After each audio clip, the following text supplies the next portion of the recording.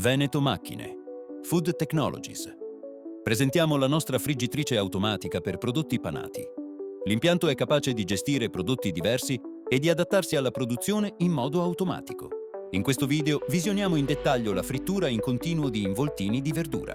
Il ciclo produttivo viene avviato dall'operatore, ma è gestito in automatico dal software della friggitrice. L'operatore carica gli involtini sul nastro di alimentazione. Questo non è un semplice trasportatore, ma un sistema capace di raccogliere ed accumulare il pan grattato in eccesso, così da mantenere l'olio più pulito.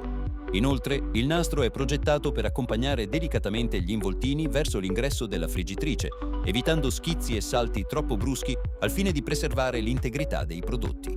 La velocità del nastro è sincronizzata con quella della friggitrice, così da evitare accumuli in ingresso alla macchina e garantire un flusso regolare e costante. I nastri interni alla friggitrice si regolano in automatico all'altezza corretta per mantenere i prodotti opportunamente guidati e completamente immersi. La gestione dell'olio è automatica, temperatura, livello costante, qualità controllata. Il risultato è una frittura uniforme, ripetibile e continua, perfetta anche per grandi quantità. Gli involtini vengono scolati in automatico e messi a disposizione dell'operatore per i processi di controllo e confezionamento. L'impianto permette di salvare numerose ricette e può essere connesso ai sistemi informatici dell'azienda, così il personale addetto alla produzione non deve preoccuparsi di nulla.